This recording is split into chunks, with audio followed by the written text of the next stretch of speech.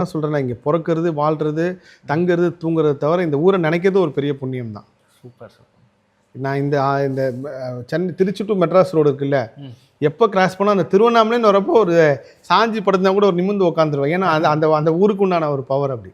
நீங்கள் நிறைய முறை கேட்டிருக்கீங்க, நான் திருவண்ணாமலை ஆக்சுவலாக அந்த லேண்ட்ஸ்லைட் நடந்த கூட ஃபோன் பண்ணிலாம் எப்படி இருக்காங்க என்னன்ட்டு. அப்போ உங்களோட பார்வை எப்படி நடந்தது இந்த லேண்ட்ஸ்லைட் நடந்தது?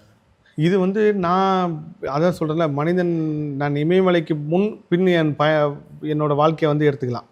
அதுக்கு முன்னாடி ஒரு பயணமும் அதுக்கப்புறம் ஒரு பயணம்ன்றது என் வாழ்க்கையே. ஒரு கட்டத்துக்கு மேலே நான் தேடை மெடிடேஷன் ஒன்று கற்றுக்கிட்டேன். இந்த தேடை மெடிடேஷன் சொல்லி கொடுத்த பேர் சுப்பிரமணி. கிட்டத்தட்ட அது பல ஸ்டேஜ் போகும்போது தான் இந்த யூனிவர்ஸ் எப்படி செயல்படுது, நம்ம எப்படி இந்த யூனிவர்ஸோட செயல்படுறோம். இப்போ ரீசெண்டாக பௌர்ணமி எப்போ தியானம் முடிக்கும் போது ஒரு விஷயத்தை உணர்றேன். நீங்கள் ஆன்மாவை சந்தோஷமாக வச்சுக்கிட்டிங்கன்னா ஆன்மா உங்களை சந்தோஷமாக வச்சுக்கலாம்.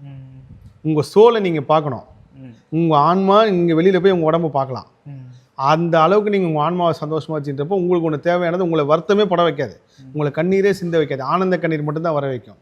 ஒரு பிறந்தால் ஒரு மனிதன் கண்ணீர் சிந்தி தான் ஆகணும். அந்த கண்ணீரெல்லாம் நம்ம குழந்தையா இருக்கும்போது சிந்திடும். ஆனால் நீங்கள் ஆனந்த கண்ணீர் போகிற அளவுக்கு உங்கள் சோல் வந்து கொடுக்கும். அந்த சோலுக்கு அதிகமான சக்தி எங்கே கிடைக்குதுன்னு பார்த்தீங்கன்னா தமிழ்நாட்டிலையும் சரி இந்தியாவிலையும் சரி பல இடத்துல கிடைக்குது. ஒன்று திருவண்ணாமலை, இன்னொன்று இமயமலை, திருச்செந்தூர், பழனி, இந்த மாதிரி நிறைய இடத்துல அந்த சோலுக்கு ரீசார்ஜ் கிடைக்கும். அதனால நீங்கள் எல்லாரும் பாருங்கள், எப்பயாவது கோயிலில் போய் நைட்டு தங்கிட்டு வந்தால் உங்களுக்கு ஒரு மிகப்பெரிய பலம் கிடைக்குது.